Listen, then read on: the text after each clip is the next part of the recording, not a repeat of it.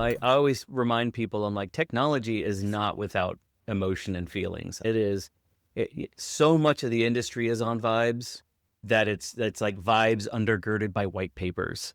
Oh, wow, that's freaking hilarious. I love that. Yeah, it truly is, and it makes sense. Humans are making the technology as it stands right now, and computers are just really fast versions of our brains without the emotion, but we have the emotion. We should learn to live with that, and as a marketer especially, lean into that because if you can get emotion I mean, there's a line, I know, but if you can get emotional about what you're doing, then it's gonna be better because 'cause you're gonna care more. My name's Joel, and I'm a recovering nerd. I spent the last 25 years bouncing between creative jobs and technical teams. I worked at places like Nickelodeon to NASA and a few other places that started with different letters. I was one of the first couple hundred people podcasting back in the early aughts until I accidentally became an IT analyst. Thankfully, someone in the government said, "Hey, you're a nerd that talks good," and that spun me off into the world of startups, branding, and marketing for the same sort of researchers and startup founders that I used to hang out with. Today, I help technical people learn how to get noticed, get remembered, and get results. On Nerds That Talk Good, I want to help you do the same. I talk with some of the greatest technical communicators, facilitators, and thinkers that I know who are behind the big brands and the tech talk that just works. I could not be happier to be joined by Tricia Howard today, one of my absolute favorite people. Tricia is probably one of the most unique people you will ever meet in either the technical or creative fields, and we're going to get into that. Her formal title on LinkedIn is the Scribe of Cybersecurity Magics for Akamai Technologies, a cloud computing, security, and content platform, which means she gets to work with those awesome security researchers. She calls herself Queen of the House of Cyberly. I was going to say you are like the Eliza Doolittle, but really you're the Henry Higgins. And for my theater folks out there, you'll appreciate that reference. Oh, yes, I've also heard Trisha Paytas, so I'll take this one much more. Awesome. I love that. We'll get into some of the theater and stuff. We just always have a good time when we get together. So I figured it was time we finally got one on the recording. I want to start off because you're so hard to pin down and to contextualize for people. Can you just open up with your nerd origin story, how you got to large muscle movements to where you are, and then the role that you serve today as you see Yeah. it? Yeah, sure. Thank you for having me. You're also one of my favorite people, and I'm excited to be on here. Thanks for letting me come and chat. Yeah, I guess I am hard to pin down. I've never considered it that way. So I have a degree in theater, and my initial plan was to get my master's of fine arts in lighting design, and that did not happen. And I moved up halfway across the country to learn how to sell technology, and it was at an integrator. So I got a really well-rounded experience from unified communications all the way to networking, et cetera. As part of that journey, I found cybersecurity and I really fell in love with it. It sounds really kitschy, but it's actually true. I think that cybersecurity people, the defenders, are the closest thing we're going to get to real life superheroes in the real space. And so it's really cool. I think it's an awesome space and I've learned so much. I moved out of the sales world into marketing and I've specialized now in cybersecurity research. So my role here is a blog manager slash whatever needs to be done with security research. And I do similar things to you, Joel. I help the nerds talk good. I tell people why somebody should care about the cool thing that my researchers broke. That's effectively it. And it's different than just your typical marketing that a lot of people think about, which is your higher level brand message storytelling, things like that. You do really get down into the tech and you are Oh, working yeah. side by side with the people who are breaking stuff. And for one of the larger behemoths in our industry who are doing a lot of really cool stuff behind the scenes, because nerds don't always like to talk about ourselves and what No. we do. That's the Henry Higgins. For those of you who don't know, just go and watch My Fair Lady. He was the professor who thought he could.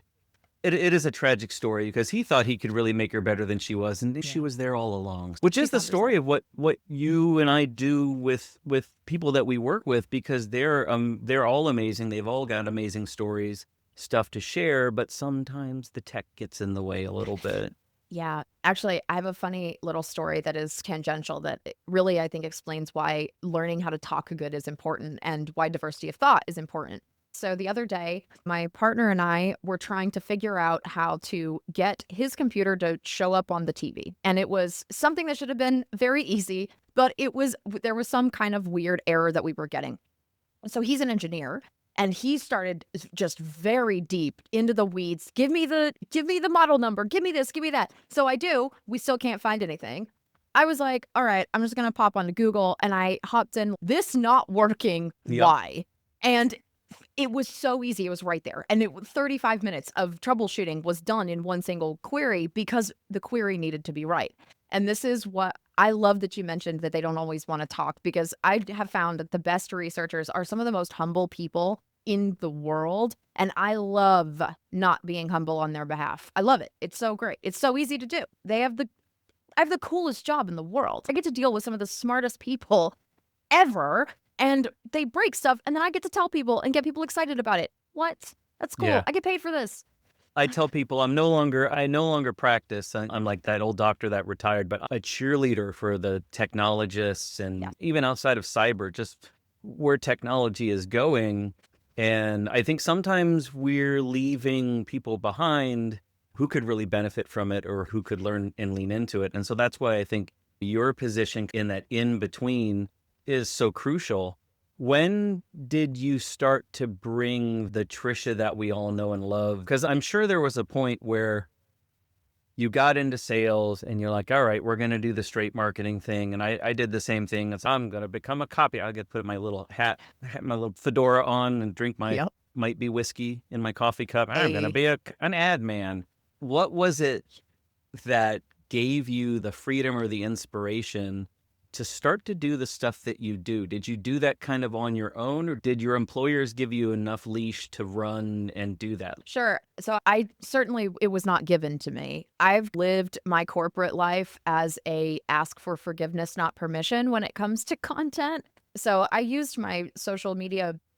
I built my audience on social media, and effectively what I did was I had an idea, and if people didn't care about it, or I didn't have the place at the time to be listened to in that way, then I would just do it myself and it would perform well. And after a while, I had an audience, and then it became, okay, maybe we should actually ask her what she's doing because it's working. Mm-hmm. So it was honestly out of spite. When I was in sales, I was in inside sales. So I was a cold caller, 75 plus cold calls a day. And that doesn't include anything else. That was the bare minimum.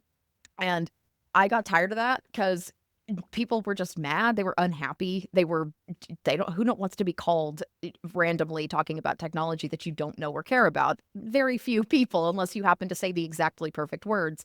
And so I figured that working smarter, not harder was the way to go. And if I was understanding things this particular way, maybe other people were. And where the spite comes in is that we had these like Tuesday training things that every Tuesday a new vendor would come in, because we're a VAR, so we have to understand everybody's world.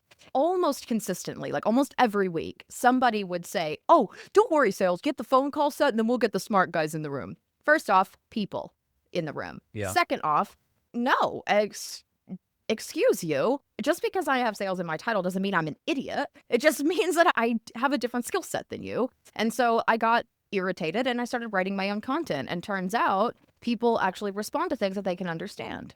I did obviously some snooping because preparing, and I've known you for a while, but I came back upon some of your older YouTube videos, dramatically reading the cold sales emails.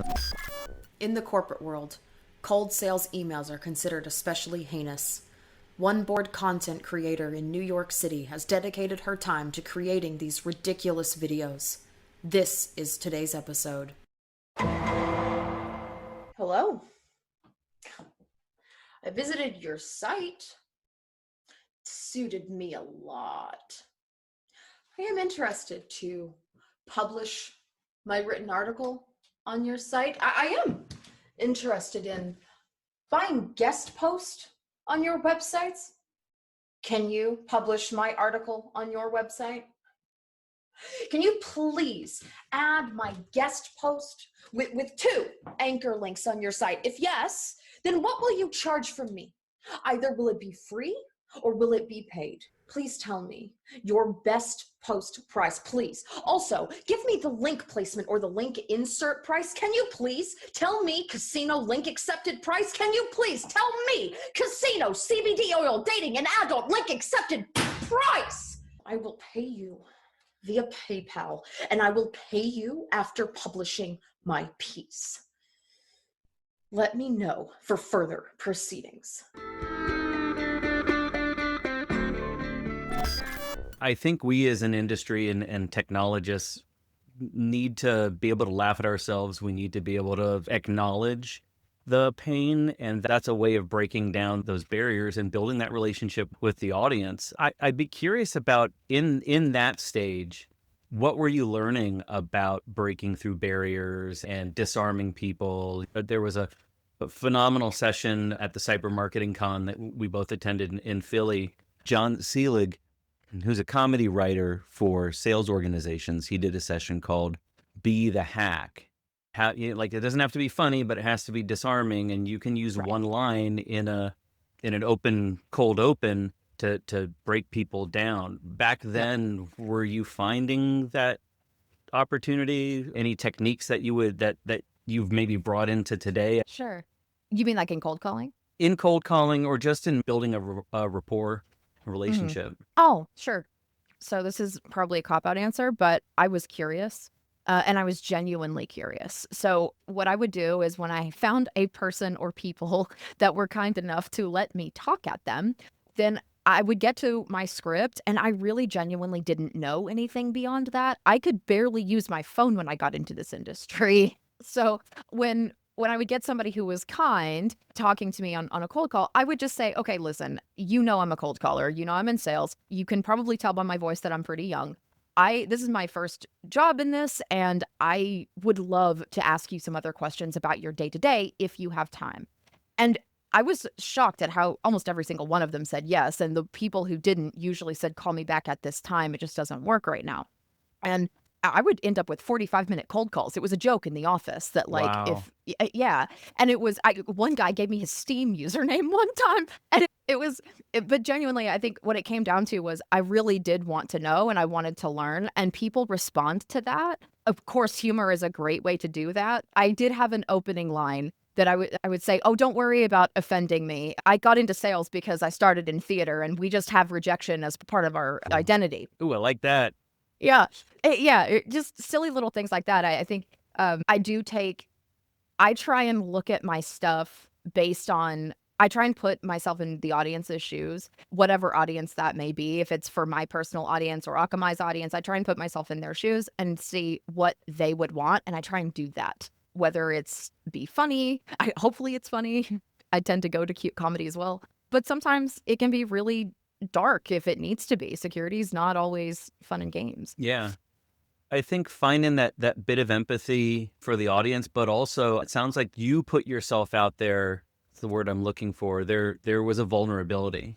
Yeah. Which is like, hey, look, let's drop the pretense. We all put our pants on the same way. We're all human beings. I feel so awkward now when I'm sending messages to people, because I genuinely do feel like I'm a friendly person, and I genuinely do hope your day is going great and you're having a great 2025. And I just feel now that there's a veil of that friendliness. Gen X copywriter here, I use the M dash, and I'm not ChatGPT, and I feel like we're getting called out for some of the pleasantries and being human. It's the way that, we as an industry commoditize things, co-op things, and then the stuff that really does work, being genuine, being human, really reaching out, people look at you and they're like, something's wrong with you because you're not following the script, which I think is maybe a little bit more of a problem in our industry. Technology, SaaS, there's a way to do things. And when someone like us shows up on the scene and we're a little bit different, a little bit out there, you get that side glance. But you've been doing it so long, you've gotten the buy-in, and we don't know what Tricia's cooking up over there, but it seems to be working. Have you suckered them in at this point? Oh, I would say definitely suckered in for sure. The USPS video did that as far as Akamai is concerned. Hey. Hi. The USPS package that you ordered has been delivered to our warehouse. We can't deliver it due to an incomplete address. So if you could just click the link and correct that address, we'll get it fixed right up for you. You're coming across a little USP sus. I didn't order a package. What are you talking about? Yes, you did. Just go to the website and correct the address. No, I'm not falling for this. In fact, you've shown up roughly 169,379 times trying to do the same thing. You're making this so weird. Just click the link. I've been working with my research team over the last 5 months, and I've seen you and your friends around. Where did this data come from? It came from us. In fact, you and your buddy, USPSpost.me, are responsible for 29% of all related malicious traffic. And the fact that you do this around the holidays, the highest delivery time of the year, not cool. I'm just gonna go. Hey, I'm not done. Even though you lured as many people to your malicious sites as USPS.com, we spot phishing campaigns like you all the time, and we're all over it. You're done. You're done. It does take a level of chutzpah or gumption or whatever word you want to use to put yourself out there on social media. And it's funny because I took that for granted. As a performer, that's just what you do. You go out on the street and you busk, you perform regardless of who's watching. My dog has seen the best performances that anybody will ever see. And that's just what you do. And social media provides people like us an ability to do that. But yeah, I think especially with the jump, if you will, in LLMs and other generative AI, I think that our lack of polish is what is going to help us a lot, because that is going to be super obvious that it's human. Anything that is too perfect or too kind or too sweet, almost saccharine-y, is going to be called out. And the cybersecurity industry is loud. They love to call things out. Yeah. I am curious to see how that changes, like how just genuine human connection gets altered based on how AI is involved now. Yeah. But as an industry, I had a CISO I worked for who said a mature organization or a mature industry is like people playing position soccer. Everybody knows what they're doing and everybody's playing. But I sometimes feel like our industry is playing what he would call bunch ball soccer. You get those 6 and 8-year-olds, ball goes this way and everybody goes this way. And I love Bob West. He was the first CISO at the Department of Homeland Security. Great guy. But I always remember that bunch ball soccer. I like that. I feel like as an industry, we do that. And it takes somebody standing up to do something different to push against. And then it's only a matter of time before everybody else sees like, hey, maybe that's a new thing. And then everybody bunch ball soccer is over to there. So how do you now in your capacity working on behalf of Akamai, working on behalf of all these researchers who they do want to look professional. They can't be unpolished from the corporate perspective, Right. but they want to stand out and be different. How do you bring that to them? Are you helping them discover their own different, or are you bringing the difference as a mediator? In a best case scenario, I'm bringing them to finding their own voice. I want to be more of a coach. I don't want to be the doer in that regard, because it is their personal brand. And something about researchers that I think we in marketing tend to forget is that their brand is of utmost importance, and not only to them, but to your organization as well. Because if they get noted as a charlatan or anything else, InfoSec does not forget. And then you're now at a brand loss based on something that you thought was going to be a good idea. So when I say polish, more in the brand polish way, the researchers like memes, they like jokes, they're silly, they like cats. Use that. It doesn't have to go to brand guidelines. That is something that's a fine line to toe, because you want to make sure that you're not going against something. Like, we don't want to say something that could make us look bad, but at the same time, if it's genuine, we need to err on the side of genuity when we're talking about security research, because it is already so separate from the rest of security. They live in such a niche land of forward thinking that the rest of the industry isn't going to get to until, as you said, bunch ball soccer 10 years from now. Yeah, I try and encourage them and help where I need it. I definitely put in my little sass here and there. You learn the researchers and what they're willing to do, and you change your personality based on that. Yeah, so you're almost in-house agency managing their personal brands on behalf of capital A Akamai brand, Right. and there's a lot Yep. of reconciliation to do there. It's got to be a little bit of a challenging, making sure that everything ultimately reflects well upon the brand, toes the message. What are we talking about? What are we focusing about? Maybe talk a little bit about your process or the team, because obviously you're working with communications, you're working with the marketing team proper, big air quotes. Yeah. I just saw videos, what do they call blinky quotes? Somebody called those winky quotes. Oh, cute. I like that. Yeah. I'm using winky quotes at you, but like the proper brand. And then how do you coordinate that messaging across a large organization like that? Yeah, that is probably the biggest challenge that I have, is communicating internally effectively that also makes the researchers happy. So this is one of those weird lines to toe. Number one, you need efficiency. Efficiency is key when you're talking about cybersecurity research, because often it is fast and you are hopefully not getting scooped, because a lot of the stuff that we do, we're finding botnets. We're researching what's out in the wild. So if we can find it, theoretically, somebody else can. And you need to be able to make sure we have a lot of resources that other people do not have. Let me be very clear. But it stands that that is a real fear. You need to be able to work very quickly.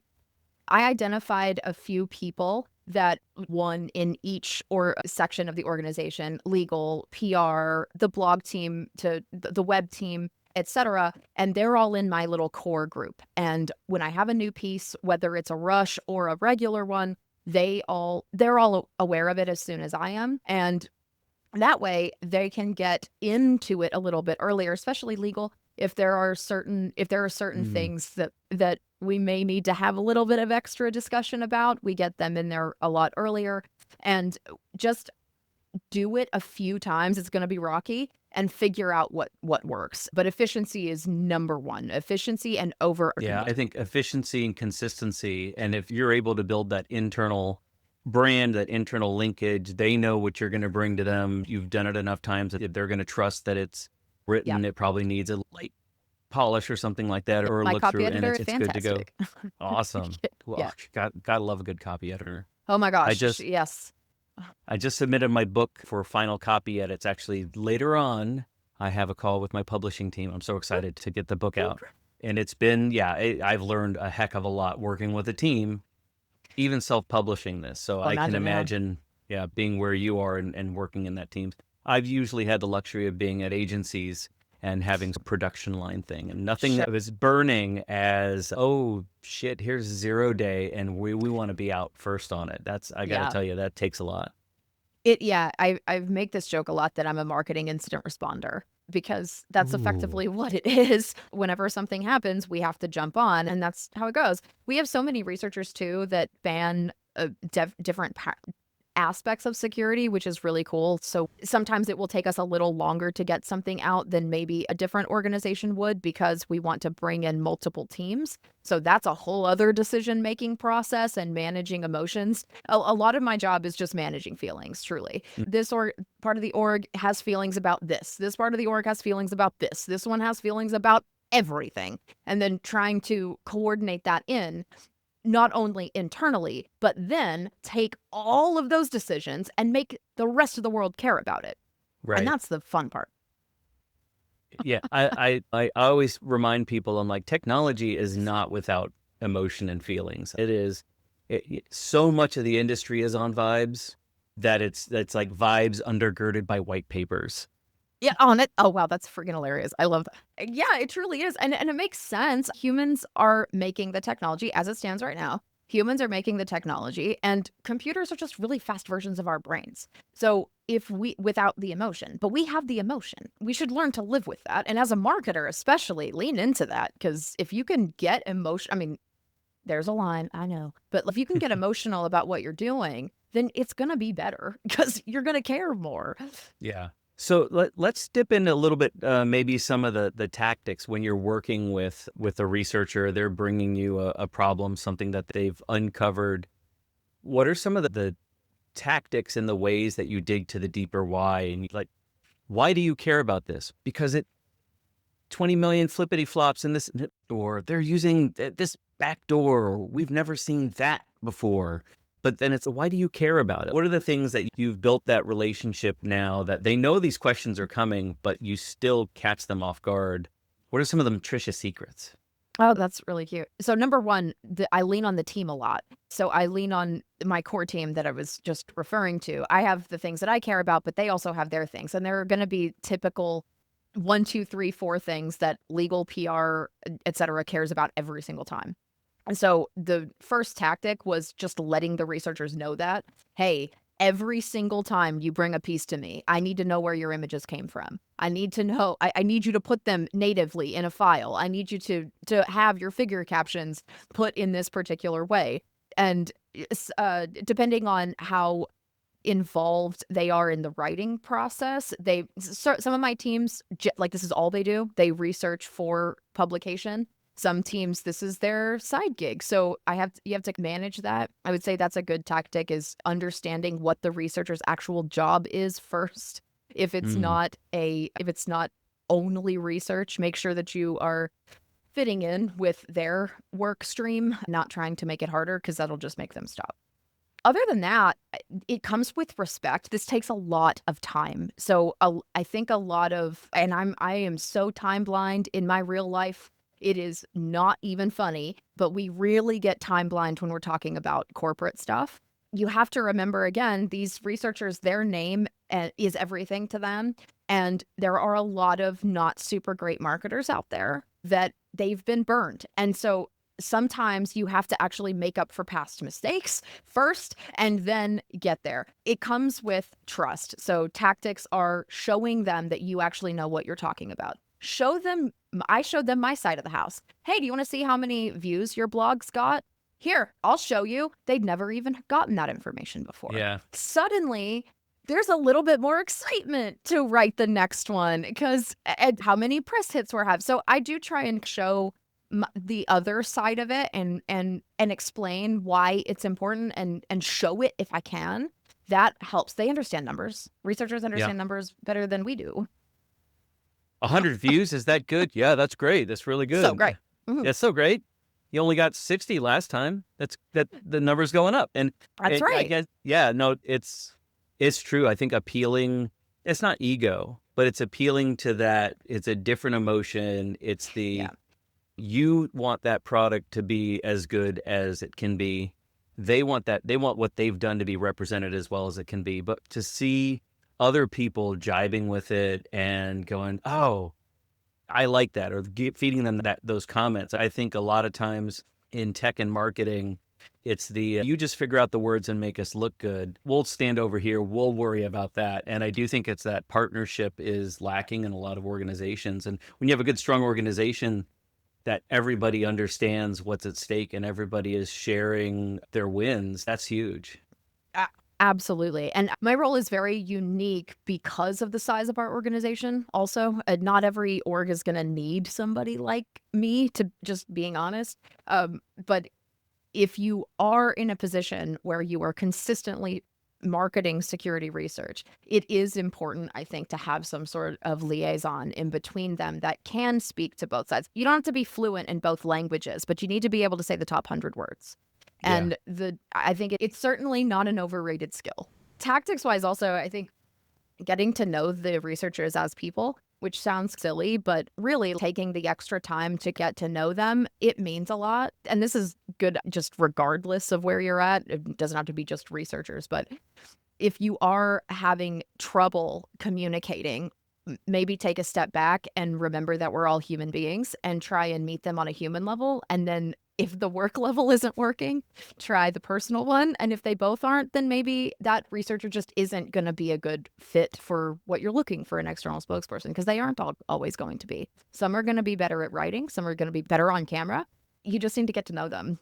Yeah. I'm curious about some of the tools and resources and things that you're seeing, whether we touched on AI a little bit earlier, but even outside of that, what are some of the things that you're really jazzed about getting to bring to this conversation? Huh. That is an interesting question. I don't know because I don't terribly get excited about technology, to be honest. I get excited about breaking it. I am excited AI is probably the easiest one, but I am actually curious to see how LLMs develop and how we use them more. I'm a big fan of looking forward rather than looking back and being realistic.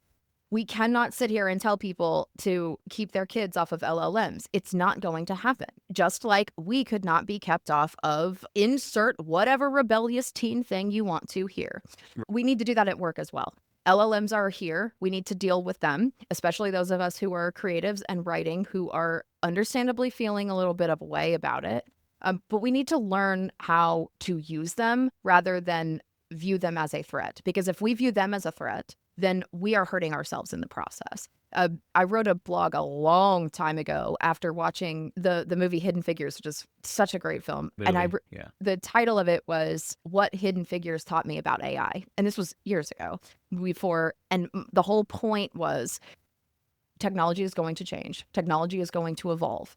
We have to do that also to get ahead. Instead of, if you want to be left behind, start complaining about how things used to be. But if you want to move forward, learn a new skill, learn it, own it. Yeah, I dabble. I've used it here and there, and I find a lot of these tools to be very interesting in context, but not meaning. Yeah. It's They're the fun to play human. I talked with George Comedy of Bare Knuckles and Brass Tacks, and he and I were having a conversation, and he was saying that the human mind is a meaning-making machine. Oh, yep. Computers can do context, but they can't get to the meaning yet. And I think that's Right. where we still need to have the people in the loop and the humans in the loop advising and helping, throwing the snark in, throwing the meme in a little bit here and there.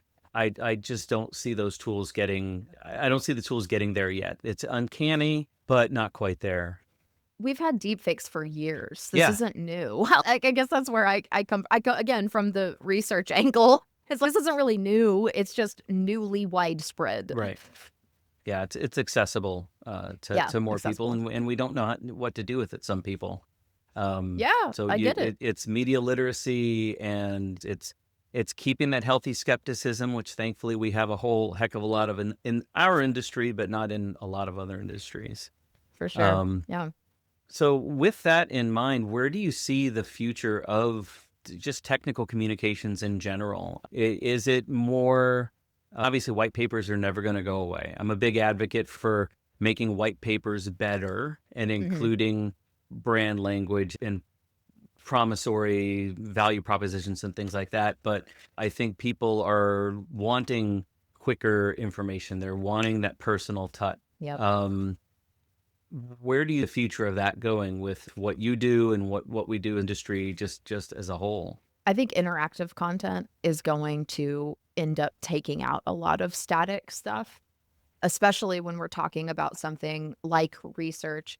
It's very powerful to be able to see it, and it's very powerful to be able to be part of the journey yourself as a user. If I think about one of our big research reports, if a user could go in and have their user journey already known and be able to guide them through a journey that is catered to them, and this is all done automatically, of course, catered to them, then they're going to immediately get to the points that they care about. And that in turn is going to make them want to seek out more. I think interactive content is definitely where it's at. Video is fantastic, of course. I think we're moving less into text and more into video. And I imagine that's going to be even more so with generative AI.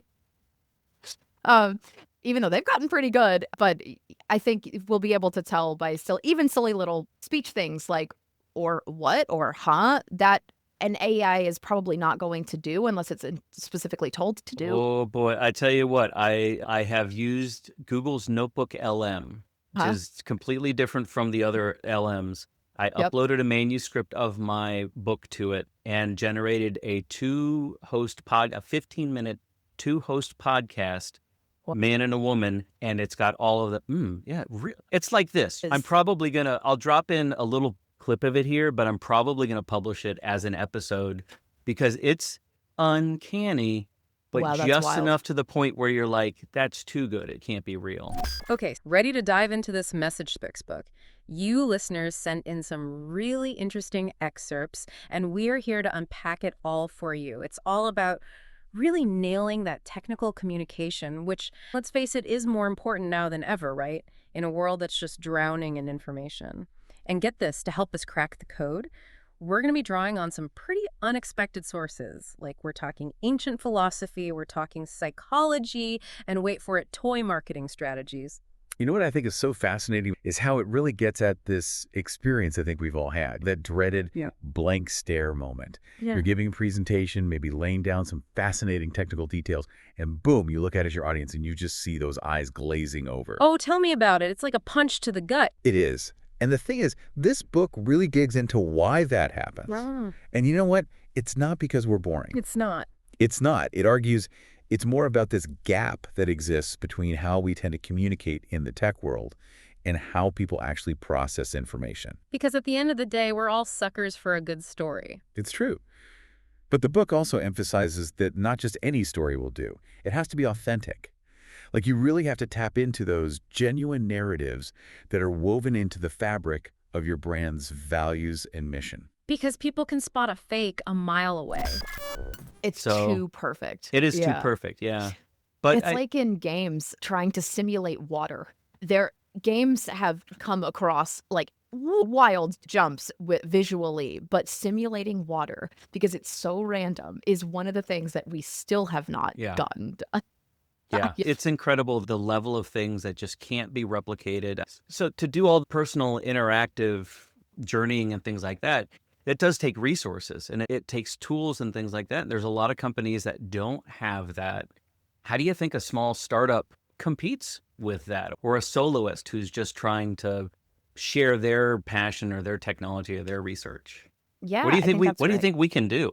I think lean into your strengths and be lean with your content. Find ways you can reuse, repurpose forever, theoretically, making evergreen content and then splicing it. So you have 1 hour episode of a podcast, and that can turn into 7, 10 different pieces of content if you really wanted to cut it down. And some of them are going to be timely and some of them are going to be evergreen. And then you can mix it with other content. Big problem I think we have in content creation just across the board is caring about novelty rather than impact. And just because you do something new doesn't mean it's going to get more views than something that you did before. It's all about how you are packaging whatever you did before. So the same soundbite could be relevant for 7 different topics throughout the year, and you cannot assume that everybody has seen your stuff. You just truly Yes. can't. You should actually assume the opposite. Oh, really? We've already posted this 3 times. We're talking about this again? Yeah. No, you absolutely, because you're talking to their audience. And now you have, anyway, on and on. But yes, I think finding ways to use what you have multiple times and in multiple places is a great way to keep things lean, especially for a startup. And also, as a startup, you usually have a lot less bureaucratic red tape. So take a lot of risks, talk to the community in their voice, which happens to be snarky and sometimes laden with expletives. Talk to them in their voice, and I think that will help them stand out not only from AI, but also just from the bigger brands in general. I think that is the key. It's one of the things that I always talk about with a lot of my clients, which is your brand guide is cute. Your little PDF of your slogan and your tagline is great, but you need to be keeping track of every atomic message and everything that you want to say. I call it the Cheesecake Factory menu of everything we would want to say, so that you can whip up really quickly that combo platter of this is what we should talk about now. And that's one of the things that I try to build with my clients so that they have that, because being at content agencies and writing on behalf of other people, I didn't ever have the benefit of that. So do you have that little notebook of those drum beats and you're seeing, is that part of the role that you serve as connecting those dots and saying, hey, what you guys are doing over there is neat. What you guys are doing over there is neat, but together it's a series. Correct. Together they Yeah. reinforce each other. Oh, yeah. That's honestly, those are my favorite pieces because then I get to work with multiple teams who are like wildly smart. So we had a great example. This was a botnet. Our CERT, our Security Intelligence and Response team, had found a botnet out in the wild. And we took it to one of our other teams who deals with more of the ransomware side. And we asked them to do some analysis on their end as well. And what we ended up with was this wildly awesome piece that included things like threat actor evolution. It included the actual specs of what the botnet was doing, but it was also carrying over from what the botnet was doing in a previous version. And we were able to bring in multiple different strands of it. And it was really cool. The USPS research was also like that, where our data science team said, hey, we wonder how many of these domains are actually malicious. And then we took that to another team who focused solely on phishing domains. And they were like, oh, let me tell you, actually. And they Let me show you my stack of stuff. Exactly. We as humans tend to assume that everybody thinks like us and that they care about the same things that we do. And that is not always true. And it's a good thing to bring those groups together because then they can learn from each other. I like to connect the teams and we end up with a better product as a result because we're getting more context. Yeah, I've recently started trying a different method of bringing in information and synthesizing information using note cards instead of a notebook. Because with a notebook, like that. things are chronological and you can't bounce ideas against each other. But if you've got Yeah. them all on note cards, and I'm really huge into my card decks. I have my Post-its. Yeah. Yeah, you're bringing together. I read in this book, innovation is the colliding of different ideas from different disciplines that just happen to align with each other. Oh, I like that. And I think that's still something that, again, the bots are not going to be able to do for us. They can point out patterns, but I think that's where we, as humans, where we bring in our divergent thinking, our theater background, our philosophy, that stuff that I think we excel at, and we can help the people who have forgotten how to be human, human again. The techies speak in ones and zeros, and we speak in unicorns. Oh, I love it. So I would be remiss if I didn't wrap up and start asking you about some of your personal passion projects and the things that you do to keep things fresh and exciting. Obviously, there's a big bleed over of Tricia Howard into your personality and your social with all the theater and everything. What are some of the other things that keep things fresh?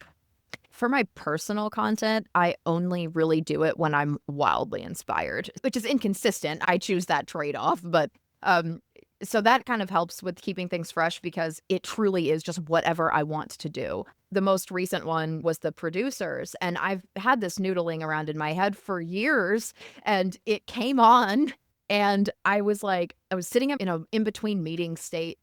And I looked over and I was like, I've had these lyrics for how many years? I need to just do it. All right, depression. It's been a while, but I think it's time to make content again.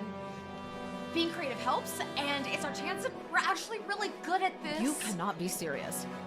Remember what's real. You've got writer's You block, have you do the things facts. wrong, it's been too You've long, done you so don't much. belong, You're you've not known all this along that your content frail. stinks. You know you're worthy. Your work will be You've mocked. done You the can't work. sing. You Stop just talk. You're talking dumb as a down, rock. let Your brain those is mine. Just stop and think. Get up, Tricia. You Scratch can't that itch create. up. You're seeing grandeur. You're gonna fail.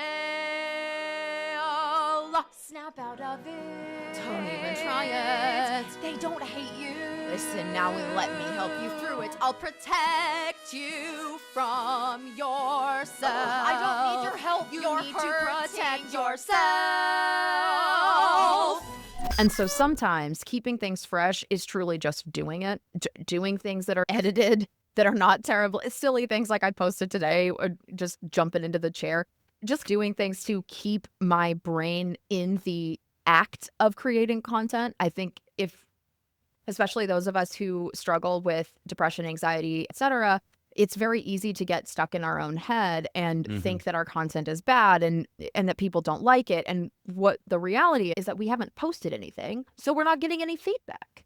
How can we know? And so, yeah, I do that a lot. I also really love jigsaw puzzles. I spend a lot of time with my dog and my partner, and I do things that I really enjoy in my life. And I try, and I've really worked hard to keep the work-life balance, because I struggled with that in my 20s a lot.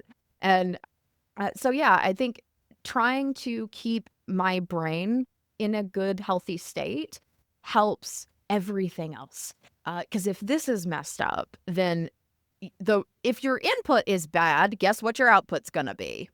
Yeah, no, I think keeping inspired, keeping healthy, it's hard for some of us where, we do get jazzed about the tech and the job does start to take over a little bit. And and I think recognizing the boundaries, keeping yourself healthy and grounded is like super important. I've had some lyrics kicking around for quite a while since we bumped into each other at Black Hat. I think we need to do that Modern Major General gig. I have been doing this. Oh, yes. I have the first stanza, but yeah. Incredible. Maybe I'll do it right now. I'll just do it right now. I am the very model of an entry-level candidate. I've 7 years of red team lead with 97 scams to date. I know the ports of every cloud and even CompuServe of late. I am the very model of an entry-level candidate. That's all I have so far, but I'm pretty sure that's incredible. That's gonna become the promo for this episode. Love it. It's not about you. It's about me. Let's be honest. Of course, that is true. It's so funny because my model major general was also about recruiting. So that's hilarious. That's where it went. Such a good one. It's always so fun to get together with you and jam and I love now that we can do this through screens and stuff. But for the people who aren't following you, for the people who want to connect up, follow what you're doing, where can people find you? LinkedIn is going to be the easiest place. So that's LinkedIn/n/Tricia Kicks SaaS. That's SaaS, security as a service, or SaaS as a service. So that's probably the easiest place. If you're looking for the research work that we do, that's going to be at akamai.com/security-research. And that has any and everything that comes out of our security intelligence group, which is the team that I work on. Awesome. Any other tips, tools, references that you want to make? Again, the audience here is like those people that you help every day. So what would maybe be one piece of advice or tool to that technical person who's maybe they're just feeling a little bit bottled up and they want to get out and make something of what they're doing technically, bring it into the world? Beautiful words of advice from Tricia Howard. Oh, man. Woof. I would say write it down. Write it down. Record it, do something, free write, just get it out of your head, because if it sticks in your head, it's going to stay there. Get it out. And then if you don't like how it looks or how it sounds or whatever, go ask. People like you and I, Joel, are very willing to look at stuff and give pointers, but we can't do that if you don't create the content. And I'm a big believer in that even if a topic has been covered 100 different times, if you haven't talked about it, it has not been covered yet. So go forward. Your biases, your experiences, all of this feed into how we view the world, and as such, how we communicate to the world. So write it down. Go talk to somebody about it. Ask for help. We do exist. Oh, I love it. Yeah, slide into our DMs. I can't think of a better way to leave it. And this has been such a joy and a pleasure, Trish. I love you and appreciate you so much. Same here. You are one of my favorite people. So thanks for joining me on this. Of course. Thanks for having me. And have a beautiful 2025. And to you. Bye. If you want links to the resources mentioned on the show, head on over to the episode page. And for information on booking a message therapy workshop, getting your hands on the message deck, to check out my upcoming book, or just buy me a coffee, go to nerdthattalksgood.com/podcast. Until next time, happy messaging. Remember, you don't have to speak well. You only got to learn how to talk good.